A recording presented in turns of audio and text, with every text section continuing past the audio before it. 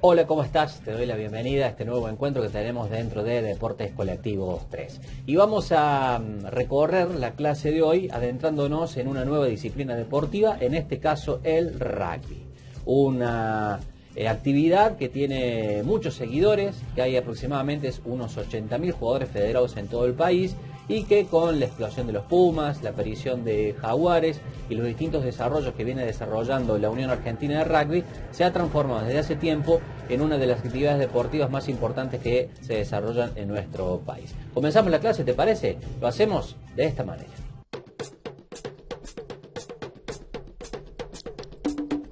El rugby es uno de los deportes de mayor popularidad en la República Argentina. Se estima que hay unos 80.000 jugadores federados en este momento en nuestro país.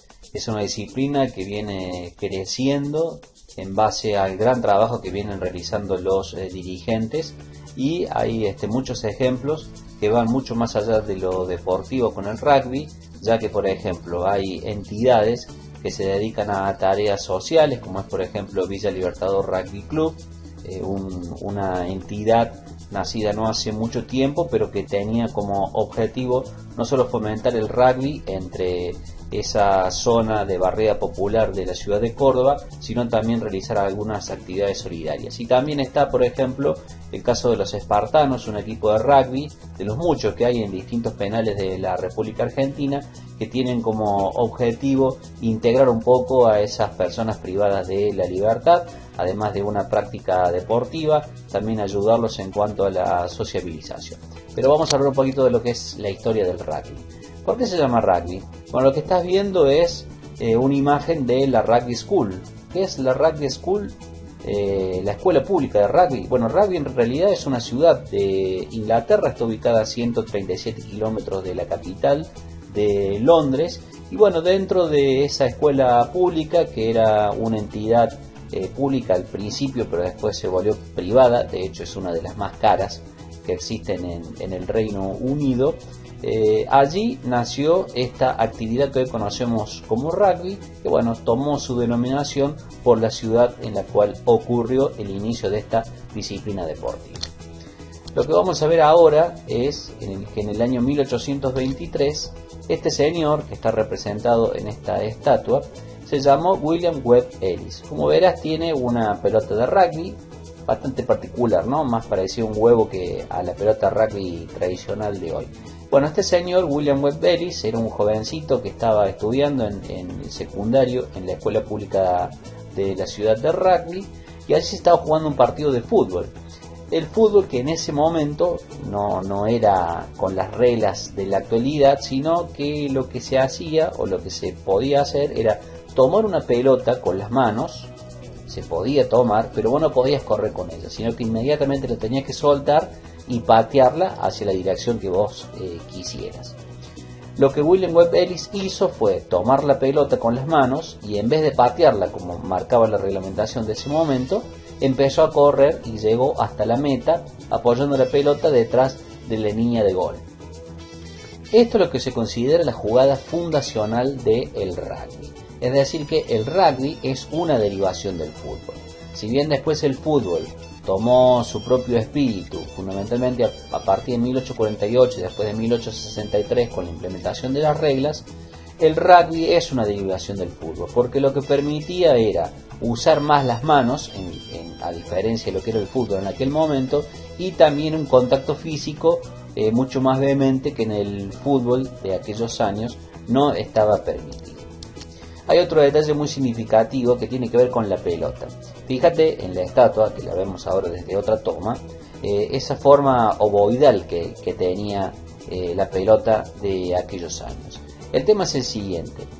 Las pelotas eran de cuero, pero la cámara de aire con la que se inflaban las pelotas estaban hechas con una vejiga de un cerdo.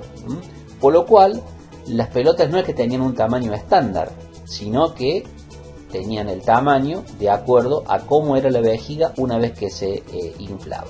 Bueno, esto generaba que las pelotas en aquel momento tuvieran no una forma redonda, sino más parecido a tipo ciruela, digamos. Hasta que el tema de las vejigas terminó causando algunas muertes. ¿Por qué? Porque si el animal estaba enfermo, quien inflaba la pelota, o la vejiga en todo caso, podía llegar a contagiarse alguna enfermedad. Y eso le pasó a varias de las personas encargadas de inflar las pelotas, que terminaron muriendo a causa de infecciones en sus pulmones. Fue así que el rugby comenzó a desarrollar una tecnología que después fue copiada por el resto de los deportes. ¿Cuál fue esa tecnología? Bueno, comenzar a utilizar cámaras de goma, tal cual un poco la conocemos en el día de la fecha, ¿no? Las cámaras hechas con caucho proveniente de la India. Hubo un fabricante de pelotas de la ciudad de Rugby que fue el primero en incorporarla, y finalmente se llamaba Lyndon ese señor, y finalmente fue una práctica que comenzaron a utilizar todos los fabricantes de pelota.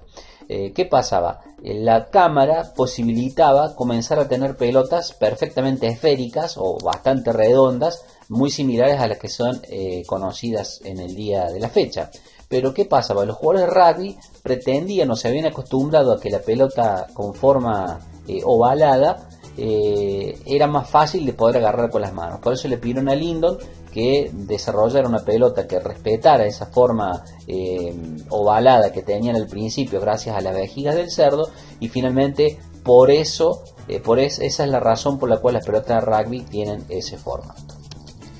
Avanzamos un poco en el tiempo. En el año 1843 nace el primer club específicamente destinado a la práctica del rugby. Se llamó Guy's Hospital Rugby Club. Nació en el año 1843. En ese momento ya había muchos colegios y también universidades, muchos centros educativos que habían incorporado el rugby como una práctica habitual deportiva para el desarrollo físico de sus alumnos. Pero bueno, esto generó también que otras personas quisieran conformar clubes, como estaba ocurriendo con el fútbol, y el Guy's Hospital fue el primero, y estaba conformado por todos exalumnos de la escuela pública de rugby. Fue el primero, después desapareció este club, en realidad se fusionó con otro, pero bueno, fue el primero en la historia en nacer para la práctica del rugby. Vamos a avanzar un poco más en el tiempo. Nos vamos a ir en el año 1871. ¿Qué ocurrió ese año? Bueno, nació la Rugby Football Union, es decir, la primera unión dedicada a la difusión, a la reglamentación de la práctica del deporte y también al desarrollo.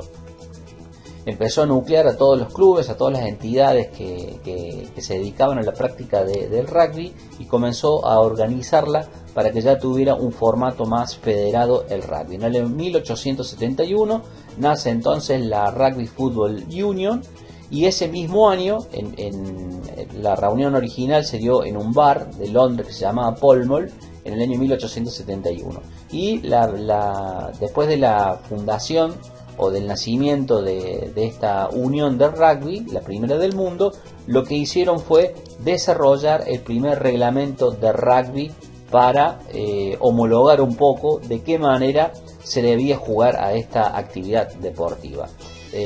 Rápidamente ese reglamento fue tomado por todos los clubes integrantes y las entidades integrantes del Rugby Football Union, y el rugby comenzó a tener ya una perspectiva más de deporte y no tanto de actividad lúdica.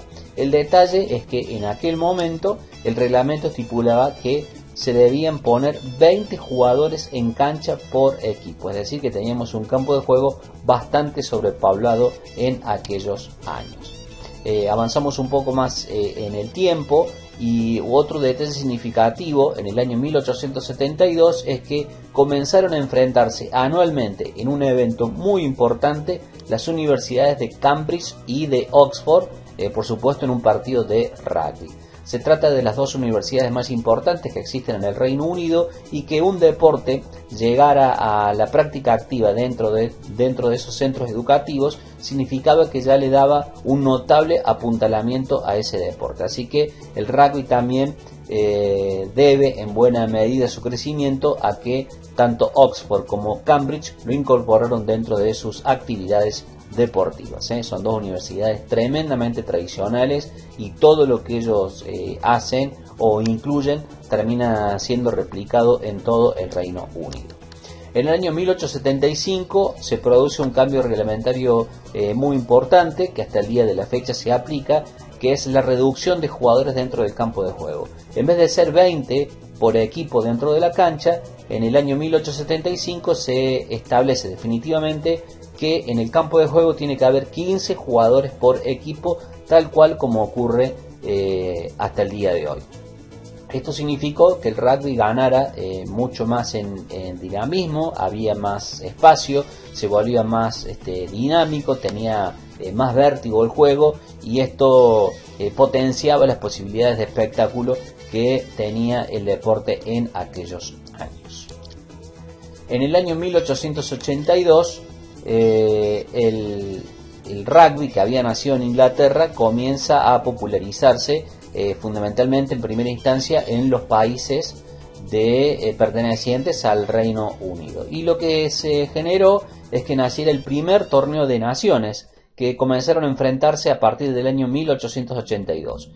Ese torneo de las naciones lo jugaron Inglaterra, el seleccionado de Escocia, el seleccionado de la República de Irlanda y el equipo de Gales. Esos 4 equipos fueron los primeros participantes del torneo de las naciones, el primer encuentro internacional o torneo internacional de rugby que existió en la historia.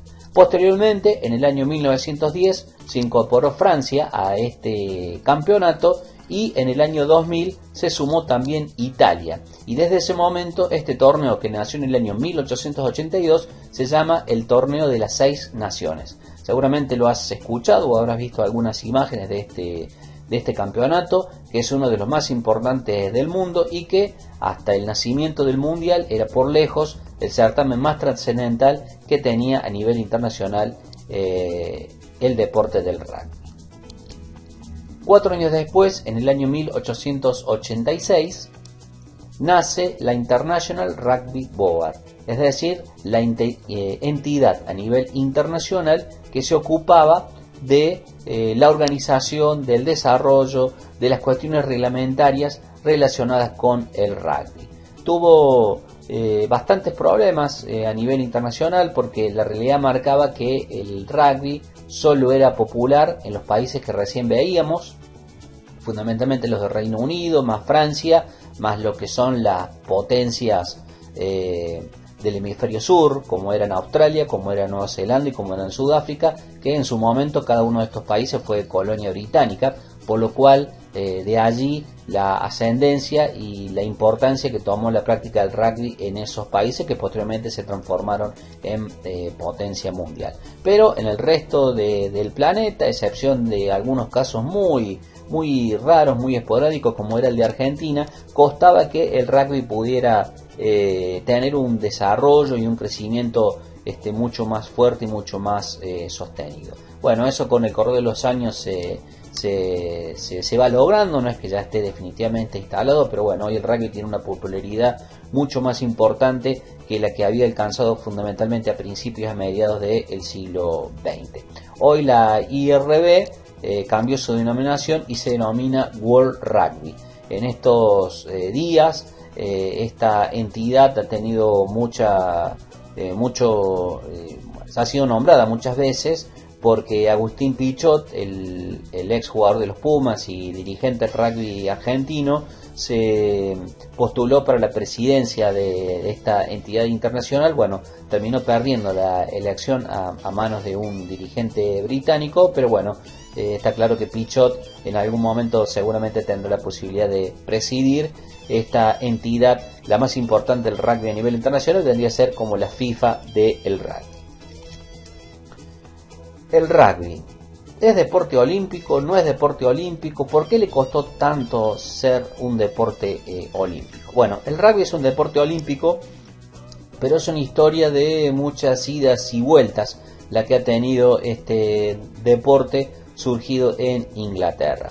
Uno de sus principales seguidores y fervientes personas que apostaban y trataban de difundir el deporte fue el barón Pierre de Coubertin. Este señor, que fue un francés, es un nombre muy significativo para la historia del deporte mundial, porque fue el encargado de darle vida a los Juegos Olímpicos modernos, es decir, tomó la idea de la práctica deportiva que realizaban en la antigua Grecia y lo trasladó a la modernidad, generando la primera edición de los Juegos Olímpicos modernos en el año 1896, obviamente en Atenas, en Grecia. En el año 1900 se desarrollaron los Juegos Olímpicos en París, es decir, en el país de donde era originario Pierre de Coubertin.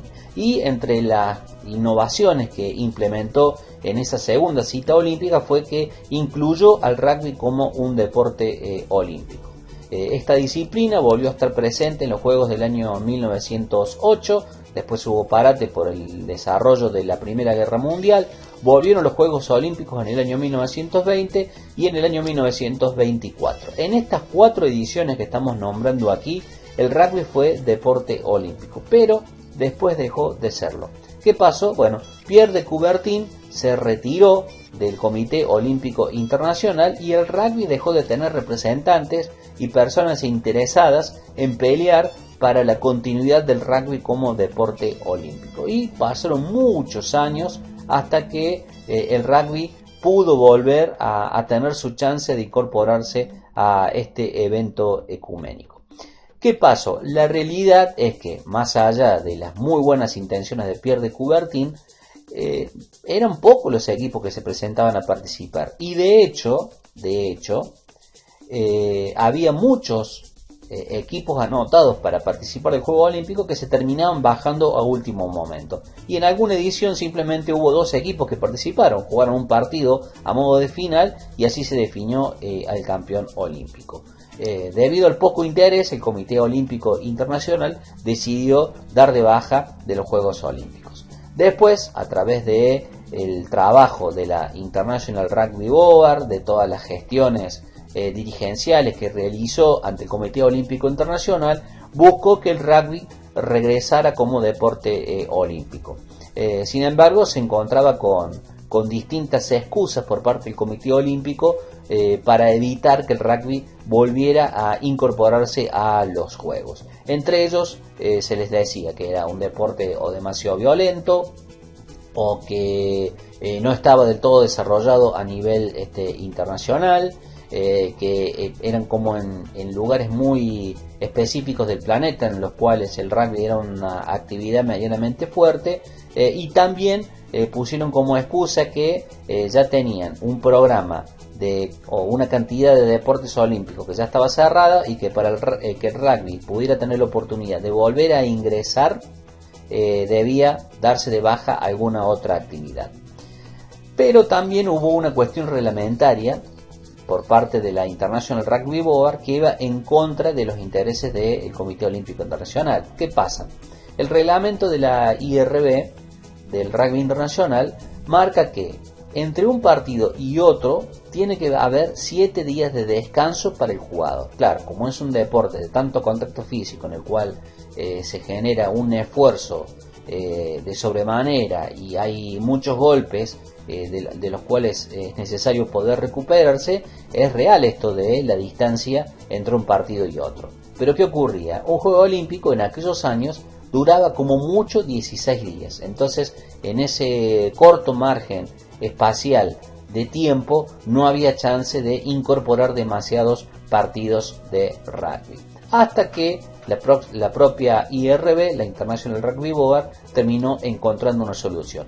Que en vez de jugar el rugby 15, el rugby tradicional, se apostara por la modalidad del rugby 7, es decir, de 7 jugadores en cancha, que es una disciplina mucho más dinámica, que no hay tanto contacto físico, es más de velocidad, de sorpresa, de explosión, no hay tantos golpes y además los partidos son mucho más cortos en cuanto a su duración. Bueno, la IRB, o World Rugby como se llama hoy, lo que desarrolló fue un campeonato mundial de 7, de esta manera logró incorporarlo dentro de el calendario deportivo internacional que la gente sigue a través de la televisión. De esa manera logró repercusión a nivel internacional y terminó convenciendo al Comité Olímpico de poder incorporar al rugby en la modalidad 7 como deporte olímpico, y su primera edición ocurrió en el año 2016 en los Juegos Olímpicos de Río. Va a volver a repetirse en los Juegos Olímpicos de Tokio, que de 2020 por el tema del coronavirus han sido trasladados al año 2021. Por último, nos queda hablar de lo que normalmente es el certamen más importante que suelen tener los deportes, que es el Campeonato Mundial. ¿Qué pasa con el Mundial? Hemos hablado de la historia del rugby, hemos hablado de los Juegos Olímpicos y todavía no hemos hablado del Campeonato Mundial. Bueno, como mencionaba hace un rato, el rugby tenía el problema de que estaba muy desarrollado en algunos países y después muy esparcido en muy pequeños lugares del planeta, en los cuales su práctica tenía realmente un desarrollo importante. Teníamos el torneo de las 6 naciones que veíamos recién de Europa, en realidad inicialmente de 4 naciones, después de 5 y recién en el año 2000 con la incorporación de Italia de 6 equipos, y después teníamos el torneo de las 3 naciones en el hemisferio sur, en el cual jugaban Australia, Nueva Zelanda y Sudáfrica. Y después tenías esparcidos algunos otros equipos con algún tipo de expectativa o de apetencia a nivel internacional, como era el caso de los Pumas aquí en la Argentina. Bueno, la IRB lo que hizo fue comenzar a trabajar en distintos lugares para favorecer el desarrollo del rugby y lograr que este deporte comenzara a tener trascendencia a partir de buenas participaciones por parte de los diferentes equipos nacionales que participaban en encuentros amistosos, los famosos test match. Lo que se buscaba era generar que, Nueva Zelanda sabemos que es una de las potencias, que siguiera ganando, pero que los rivales que fueran enfrentando fueran creciendo en cuanto a su nivel. Entonces comenzaron a aparecer algunos países emergentes a nivel rugbyístico, como fueron Fiji, como fue Samoa, como era la propia Argentina, y así comenzó a crecer el rugby a nivel internacional. Y el Mundial finalmente tuvo su primera edición en el año 1987. Llevamos apenas 9 ediciones de campeonatos del mundo de rugby, con supremacía de títulos por parte de Nueva Zelanda, de Sudáfrica, de Australia y un campeonato ganado por Inglaterra.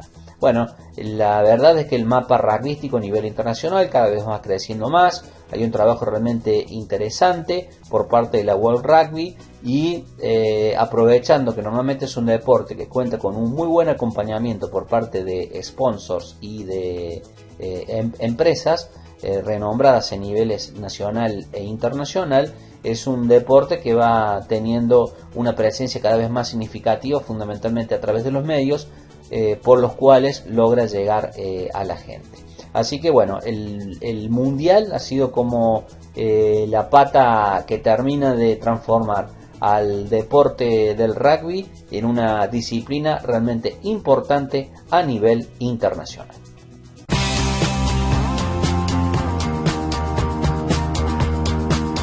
Como habrás visto, el imaginario del universo del rugby está colmado de personajes muy particulares y que le dan una riqueza inobjetable a su historia. Vamos a dejar esta clase, nos vamos a reencontrar la próxima semana, ya adentrándonos en cuestiones técnicas relacionadas con este deporte. Recordá que tenés todo el material teórico dentro del aula virtual y cualquier duda o inquietud me podés enviar allí mismo, en el aula virtual, lo que necesites y a la brevedad te estaré respondiendo.